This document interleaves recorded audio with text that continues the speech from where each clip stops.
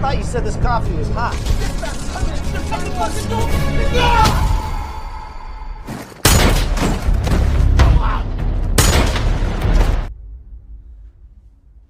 It's a fucking tragedy, boss. Get on the fucking ground. It's a fucking...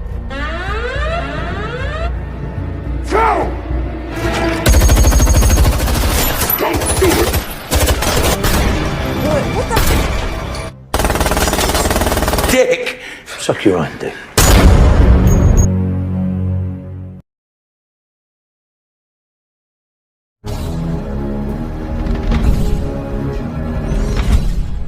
Gotta get these hinges greased, man. Film diawali dengan memperlihatkan dua petugas keamanan yang sedang mengendarai sebuah truk lapis baja di mana dia membawa sebuah truk dan berangkas yang berisikan banyak sekali uang untuk dikirimkan ke sebuah bank sentral. Namun tak mereka sangka, tak lama dari tempat mereka keluar, tiba-tiba mereka dihadang oleh sekelompok perampok bersenjata yang berusaha ingin menjarah semua uang yang ada di truk lapis baja tersebut, di mana dua petugas itu dipaksa keluar dan ditembak mati saat itu juga. God damn. Yeah, I thought you said, dude, it's typical. What's our time?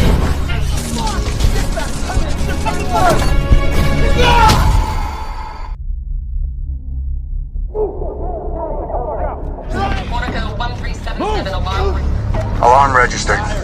On an ETA, 2 minutes. No bugging. Okay, we got 1 minute. Let's go.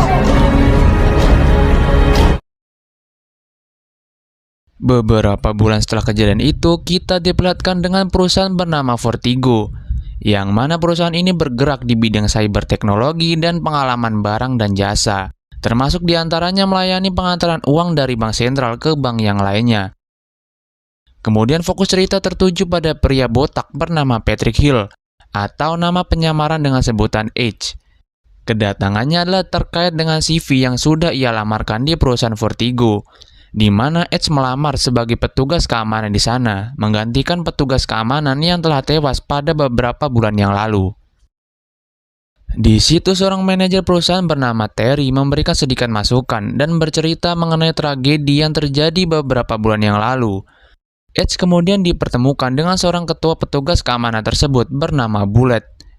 Beliau yang bertanggung jawab terhadap semua yang terjadi pada seluruh kejadian anggotanya, termasuk menyeleksi kepada anggota baru yang ingin bergabung ke perusahaan tersebut. Di sini terlihat Edge yang sepertinya masih belum terlalu mahir dalam menggunakan senjata. Namun dalam beberapa tes yang telah diujikan, Edge setidaknya masuk ke dalam kriteria untuk bergabung ke dalam perusahaan Vertigo, walau poin dalam ujian Edge ini hanya 70%.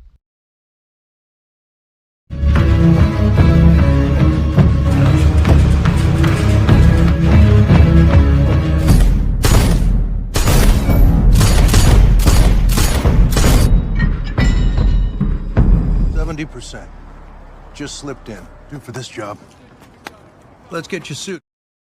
Begitu lulus, Bullet mengajak Edge ke ruang ganti dan berkenalan dengan petugas yang lainnya. Di situ petugas yang lain cukup sinis dengan kehadiran Edge sebagai pegawai baru di sana. Karena Vertigo ini merupakan tempat penyimpanan uang yang sangat banyak, bahkan sampai triliunan, maka diperlukan akses khusus untuk bisa masuk ke dalam perusahaan tersebut.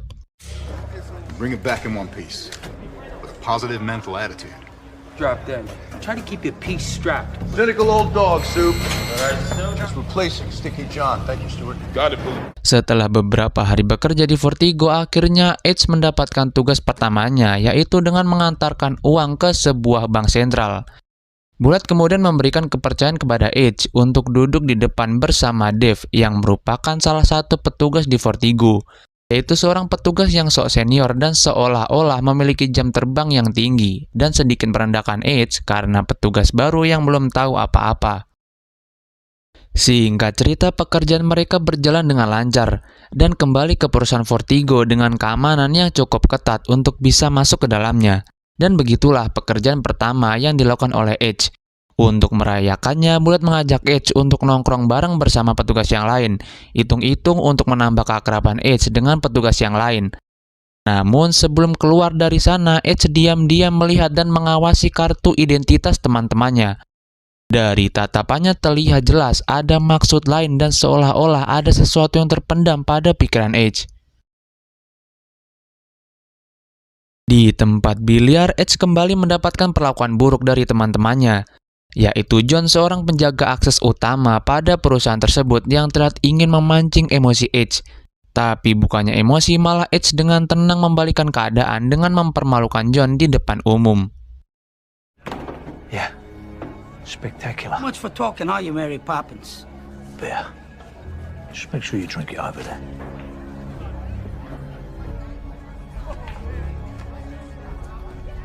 I gotta give it to you, H. Di keesokan harinya mereka mulai bekerja seperti biasanya. Kali ini mereka harus mengantarkan uang ke sebuah kapal pesiar. Namun di sini Bullet sendirian yang masuk ke dalam kapal pesiar itu. Kemudian Dave dan juga Edge menunggunya di dalam mobil. Akan tetapi tak lama terdengar dari radio kalau Bullet sedang mengalami kesulitan, yang mana tas berisikan uang yang Bullet bawa justru dirampok oleh kelompok bersenjata. Dan kini Bullet dijadikan sandera oleh kelompok bersenjata tersebut. Mendengar hal itu, terlihat sifat asli Dave yang sebelumnya sok jagoan, ternyata dia merupakan seorang petugas yang sangat penakut. Dirinya terlihat sangat panik dan seperti ingin melarikan diri. Justru berbanding terbalik dengan Edge yang terlihat tenang dan menyuruh Dave untuk mengikuti semua perintah yang dikatakan oleh perampok tersebut, di mana mereka diminta ke suatu tempat untuk menyelamatkan Bullet dan menukarkannya dengan uang yang mereka bawa saat ini.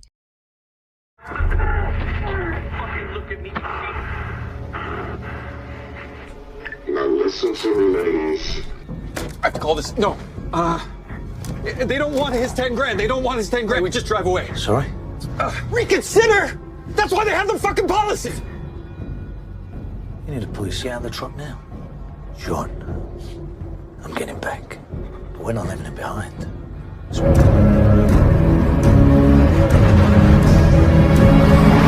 the truck. Sesampainya di sana, perampok itu meminta untuk menurunkan semua uang yang mereka bawa saat ini. Dan dengan santai, Edge menuruti perintah mereka, sampai inilah yang terjadi. There he is. Shut the boy. I said throw the money in the fucking flat. Dave, you just worry about putting your arsehole back in your arm.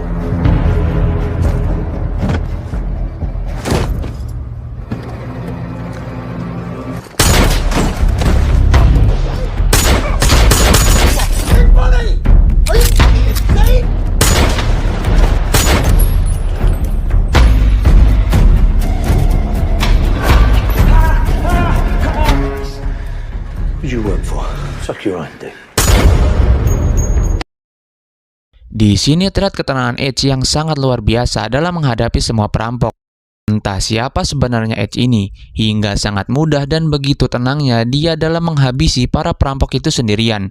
Yang mana tadinya Dave yang sok jagoan di depan Edge, kini hanya terdiam dan seolah tak percaya dengan apa yang Edge lakukan saat ini. Did you make poo-poo?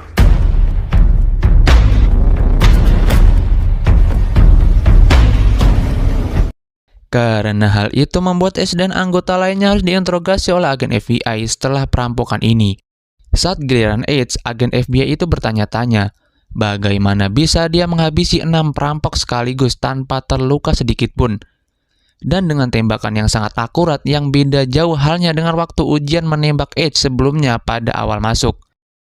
Namun Edge menjawab kalau itu hanya kebetulan saja. Di situ juga agen FBI itu memberikan sebuah video rekaman CCTV kepada Edge dengan kejadian perampokan di awal film tadi. And the men you encountered before. We just want you to let us know if you think there's you all right to keep watching? Mr. Hill? Anything?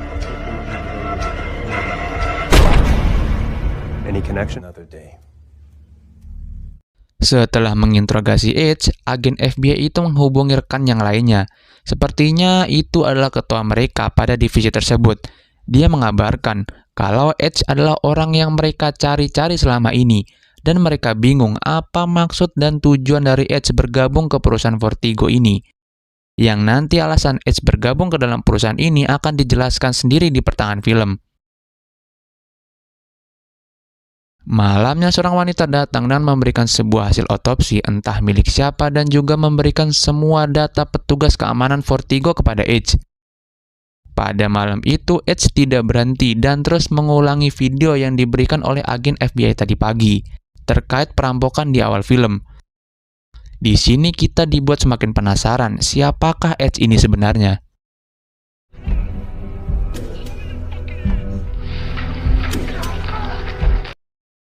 Di keesokan harinya saat Edge bekerja, kini dirinya tidak dipandang sebelah mata lagi oleh teman-temannya karena kejadian sebelumnya. Hingga tak terasa dirinya telah bekerja di Vertigo selama 3 bulan lamanya. Dan di suatu siang saat dirinya sedang bertugas bersama dengan Bullet untuk mengantarkan berangkas uang ke suatu bank sentral, di tengah perjalanan mereka tiba-tiba dihadang oleh perampok bersenjata yang ingin menjarah semua uang yang mereka bawa. Dengan cepat mereka menembakkan gas ke dalam mobil.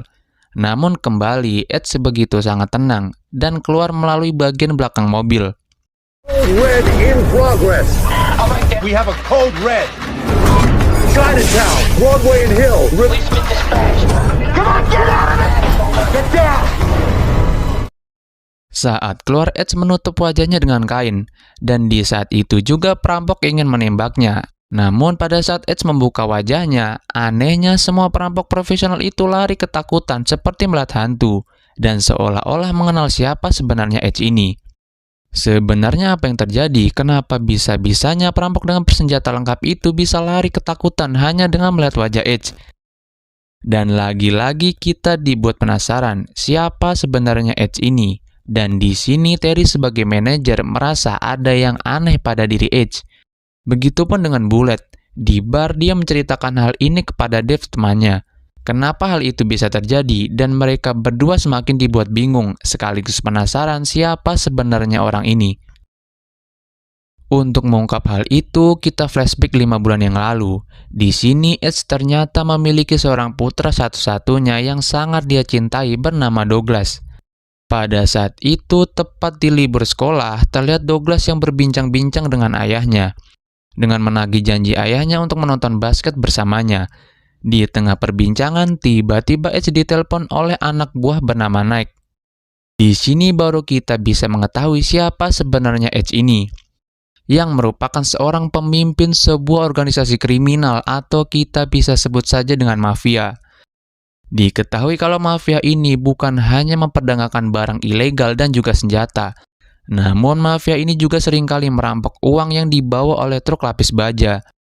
Dengan serangkaian kejahatan yang dilakukan oleh mafia tersebut, membuat Edge dan anggotanya masuk ke dalam daftar hitam orang yang paling dicari dan diburu oleh FBI selama ini. Kembali ke Mike dan juga Edge. Di sini Mike memberitahu kalau operasi mereka saat ini ada masalah, karena salah satu anggota mereka kecelakaan saat ke lokasi. Mike kemudian membutuhkan bantuan bosnya itu yang kebetulan posisinya tak jauh dari lokasi. Dengan terpaksa, Edge membantu anak buahnya itu, dan tak lama Edge memarkirkan mobilnya di lokasi, sembari berpura-pura keluar untuk membeli makanan. Siang itu juga kelompok mafia Edge berencana akan merampok uang yang dibawa oleh Vertigo, yang mana Edge bertugas untuk memberitahu di mana arah perjalanan truk itu selanjutnya. Namun, Edge yang mengira tugasnya telah selesai, tanpa disadari truk itu tiba-tiba dihadang oleh perampok bersenjata yang menyamar sebagai pekerja di lokasi tersebut. Karena Douglas yang berada tepat di lokasi perampokan, membuatnya dipaksa keluar dari mobil itu oleh anggota perampok itu. Nampaknya karena tak ingin ada saksi pada perampokan ini, perampok itu tanpa kasihan langsung menembak Douglas yang membuatnya tewas di tempat. Di situ Edge yang berusaha menyelamatkan putranya juga harus tertembak.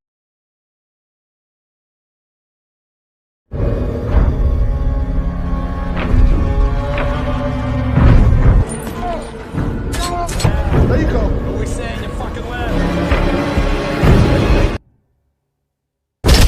Okay.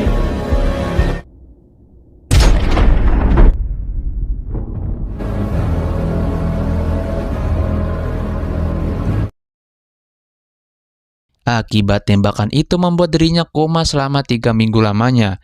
Dan saat terbangun dirinya harus menerima kenyataan kalau satu-satunya anak yang sangat dia cintai itu harus mati, yang secara tidak langsung itu karena ulah AIDS yang melibatkan anaknya di lokasi tersebut. Dan karena hal itulah membuat istrinya menyalahkan dirinya dan memutuskan untuk bercerai dengan AIDS akibat kepergian anaknya. Di situ Edge terlihat tenang, namun hatinya sangat hancur, yang mana dia harus ditinggal pergi oleh dua orang yang sangat dia cintai. Tak ingin berlarut-larut dengan kepergian anaknya, Edge berencana membalaskan dendam kematian anaknya, dimulai dengan bertemu dengan rekannya yang merupakan agen FBI. Di situ agen FBI belum sama sekali menemukan siapa dalang di balik kematian anaknya. Di situ agen FBI itu memberikan daftar list mafia yang berada di kota tersebut.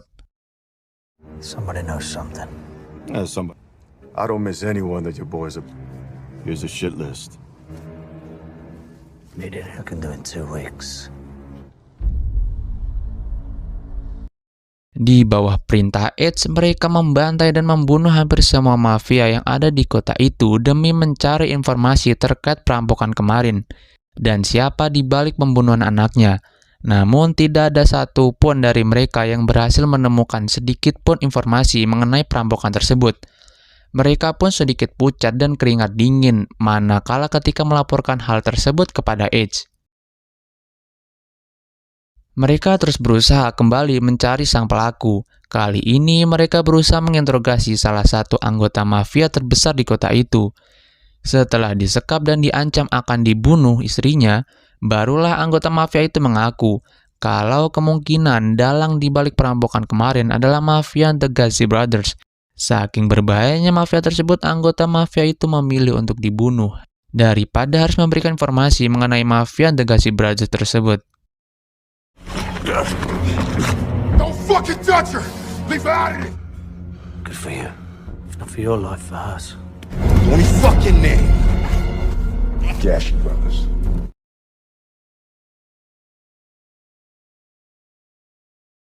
Namun lagi-lagi sekelas The Gazi Brothers pun harus tunduk di hadapan Edge.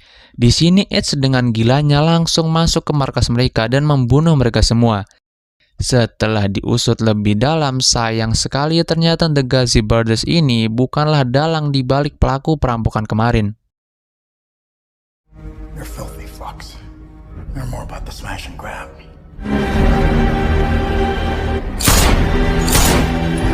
Girls.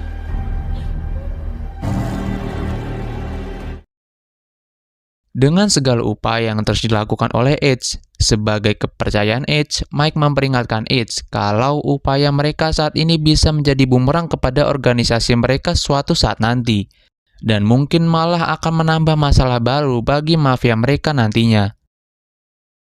Mendengar nasihat dari anak buahnya, diam-diam dan tanpa diketahui oleh anggotanya, sang pemimpin mafia yang terkenal berbahaya itu berencana akan menyamar sebagai petugas keamanan di Vertigo demi mencari informasi mengenai perampokan kemarin.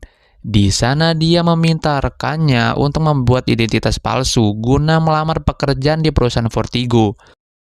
Di situ terjelaslah sudah siapa sebenarnya Edge ini dan tujuan dia melamar pekerjaan di perusahaan Vertigo.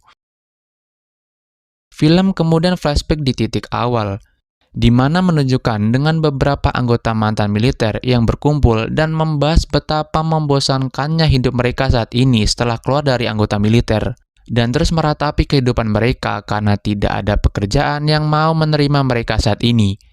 Karena mereka sangat membutuhkan uang demi kehidupan mereka, mantan anggota militer itu berencana ingin merampok di suatu rumah. That is what is left after 2 Rolexes, grand cash. Wait a minute. Sayangnya perampokan mereka tak sebanyak yang mereka harapkan jika itu harus dibagi menjadi 6 orang. Dari sini mereka belum puas dengan apa yang sudah mereka lakukan. Mereka berencana ingin mendapatkan uang yang lebih besar, yaitu dengan merampok truk pengantar uang. Melalui koneksi orang dalam, mereka berhasil mengetahui di mana pergerakan truk pengantar uang tersebut, yang membuat mereka berhasil merampok uang sebanyak itu dengan lancar dan tanpa masalah sedikit pun. $1,188,571. We want cash. That's a lot of paper right there. 7 ways, not 6. 30 seconds. Yes, motherfucker. Hero, it's not your money. Show me your fucking hand. After years, taking its rhythm as normal. He's smart. Sports cars bang. Film menunjukkan beberapa waktu kemudian, di mana terlihat suatu perayaan ulang tahun Jackson yang merupakan pemimpin di antara teman-temannya itu. Setelah pesta perayaan selesai, mereka kemudian ingin merencanakan sesuatu, yaitu dengan kembali merampok truk pengantar uang yang kini nilainya 6 kali lipat lebih besar jika dibandingkan yang kemarin. Tapi yang menjadi pertanyaan, bagaimana Jackson mengetahui hal ini? Dan siapakah orang dalam yang dimaksud oleh Jackson, yang katanya juga merupakan mantan rekannya saat masih berada di militer dahulu? I've got a present for you. Well, it's a lot more profitable than killing Arab. Is the intel good? He's one of us. Served under me back in the day. Setelah planning dan merencanakan strategi selama 6 minggu lamanya, hari yang ditunggu pun tiba. Mereka menyamar sebagai pekerja proyek, yang dapat disimpulkan merekalah yang merupakan orang yang selama ini dicari-cari oleh Edge, yang merupakan dalang di balik perampokan itu dan sekaligus kematian anaknya. Saat truk itu sampai di lokasi, semua berjalan dengan apa yang sudah direncanakan sebelumnya. Tapi semua berubah ketika salah satu anggota itu yang paling arogan bernama Jan tiba-tiba melepaskan tembakan yang membuat 2 petugas keamanan di sana tewas. Oh, let's go. Some motherfucker. Who we saying you fucking live? Fuck! Are we good, number 1? Dan di situ juga Douglas melihat kejadian tersebut yang menjadi saksi satu-satunya pada perampokan itu, yang membuatnya juga harus tewas dibunuh oleh Jan. Setelah melakukan perampokan itu, kelompok Jackson vakum tanpa pergerakan selama 5 bulan lamanya, dan kali ini mereka berkumpul kembali karena akan merencanakan perampokan besar-besaran. Kali ini mereka tidak akan lagi merampok truk pengantar uang, akan tetapi lebih dari itu, mereka berencana akan merampok brankas uang yang berada di perusahaan Vertigo itu sendiri, yang nilainya puluhan kali lipat jika dibandingkan aksi-aksi mereka sebelumnya yang bahkan nilainya sampai triliunan. Namun mereka juga sangat terbantu oleh orang dalam yang Jackson miliki saat ini, sehingga setiap aksinya dapat berjalan dengan mulus dan tanpa ada masalah sedikit pun. Dan disitulah mereka mulai merencanakan aksinya untuk melakukan perampokan besar-besaran itu. Black Friday. How much? North of 150 million. Ooh. That's 160 million. Yeah. All this is for nothing. Setelah 3 minggu kemudian, hari eksekusi perampokan besar-besaran pun tiba. Di situ Jackson berpamitan dengan anak dan istrinya. Mereka semua tidak tahu apa-apa yang dilakukan oleh Jackson nantinya. Setelah keberangkatan, Jackson mampir sebentar ke tempat Jan untuk menjemputnya. Melihat barang-barang yang sangat mewah, Jackson memperingatkan Jan. Dengan perasaan emosi, Jackson mengatakan kalau yang dilakukan oleh Jan itu dapat mengundang dan dicurigai oleh pihak kepolisian. Di sisi lain, pada minggu itu, brankas uang yang berada di Vertigo sedang banyak-banyaknya. Maka saat itu jumlah anggota mereka dipertambah. Begitupun akses masuk yang semakin diperketat. Di situ juga terlihat Edge dan juga Bullet sedang mengantarkan uang di beberapa titik. Di tengah perbincangan, tiba-tiba Bullet mengatakan hal yang mengejutkan, di mana dia berusaha mengajak Edge untuk merampok uang yang berada di Vertigo, sehingga dapat disimpulkan kalau selama ini orang dalam yang Jackson miliki selama ini adalah Bullet itu sendiri, yang merupakan ketua petugas keamanan perusahaan Vertigo. Di situ dengan perasaan senang, Edge akhirnya mengetahui siapa dalang di balik perampokan itu. Dengan terlihat tenang, Edge menerima tawaran Bullet dan terus menggali semua informasi mengenai perampokan itu. Well, there's something I need to tell you. I helped him get into the cash truck game. We need something supersized. Told was necessary. I'm with you 100%. Di situ Bullet memberitahu Edge kalau mereka akan melakukan aksi perampokan itu hari ini. Dan tak lama kemudian Bullet memberitahu rekan-rekannya untuk bertemu di lokasi yang telah ditentukan, guna menjemput mereka semua yang akan bersembunyi di dalam mobil, sehingga mereka dapat merampok uang yang berada di dalam Vertigo.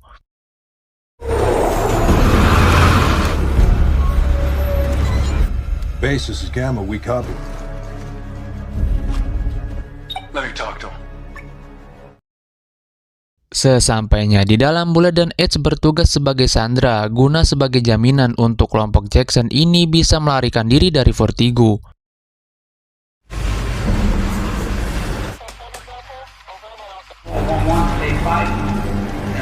Move now, move!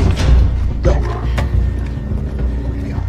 Don't you fucking make a sound. That's all good and accounted for. All right, boss. See you Listen later. slowly, slowly. Do what he says. Take the front page of every fucking newspaper in America. Berpura-pura sebagai sandera, Bullet memerintahkan anggotanya untuk menyerahkan diri.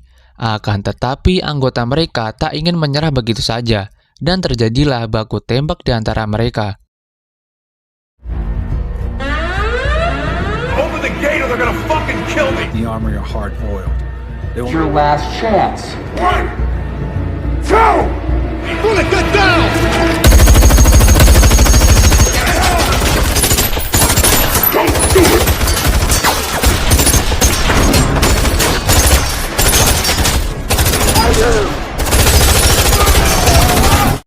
Di tengah para perampok itu memasukkan uang, memanfaatkan kelangan mereka, Edge dengan senyap menghabisi salah satu anggota perampok itu, dan kemudian menyelamatkan Dave dan juga Terry. Di situ juga Edge menyamar sebagai salah satu anggota mereka, guna menghabisi mereka satu persatu.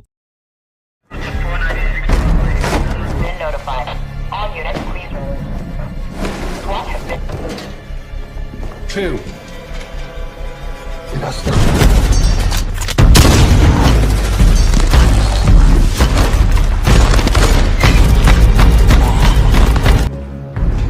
The alarm's gone. You can do whatever you... Gonna hurt you!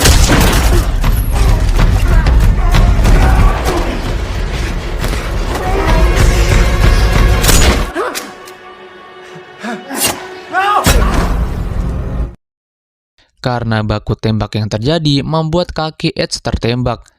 Di luar juga terjadi baku tembak antara petugas keamanan dan juga perampok yang masih tersisa. Di situ tanpa mereka semua sadari, tiba-tiba dari belakang Bullet menembaki mereka semua.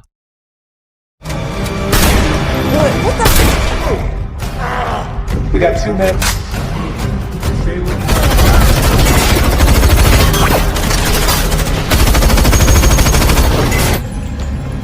Hey boys, what the... Di situ tersisa Bullet, Jackson, dan juga Jan. Namun bagaimana mereka bisa kabur dari tempat itu? Rupanya mereka keluar menggunakan truk lapis baja yang anti peluru, dan kemudian mereka keluar untuk menuju sebuah gedung yang sudah mereka rencanakan sebelumnya, sehingga para polisi tidak dapat mengikuti mereka. Di situ uang-uang itu mulai dipindahkan, akan tetapi di mobil Jackson rupanya terkena tembakan tepat di lehernya. Melihat kondisi itu, Jan yang pada dasarnya memiliki sifat yang sangat arogan, dengan kejamnya langsung membunuh rekannya demi mendapatkan uang itu tanpa diketahui oleh Bullet.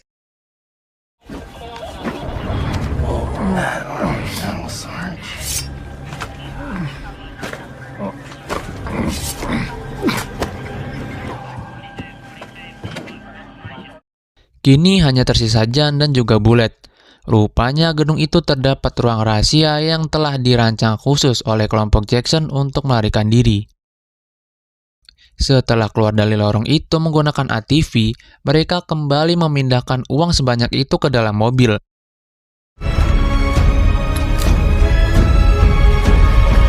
Too fucking slow. Akhirnya aksi perampokan besar-besaran itu berjalan dengan mulus dan tanpa masalah sedikit pun. Saking mulusnya perampokan besar-besaran itu, sampai-sampai para polisi tidak bisa melacak di mana keberadaan Jan saat ini.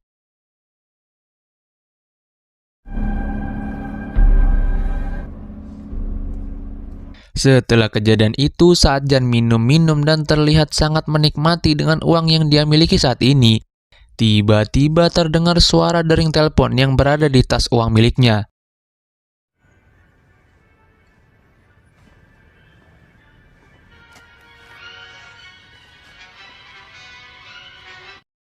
Ya, rupanya tanpa Jan sadari, Ed sudah berada di dalam apartemen itu. Jan rupanya telah salah berurusan dengan seorang yang merupakan pemimpin mafia yang paling berbahaya di kota itu. Niat Ed berada di situ bukan untuk mengambil uang yang dimiliki oleh Jan saat ini, melainkan ia ingin membalaskan dendam kematian anaknya dengan apa yang sudah dilakukan oleh Jan saat itu. Tiba-tiba Ed melemparkan dokumen yang merupakan hasil otopsi kematian anaknya. Tanpa rasa belas kasihan sedikit pun, Ed kemudian membantai Jan tepat seperti luka tembakan yang anaknya alami. Your liver.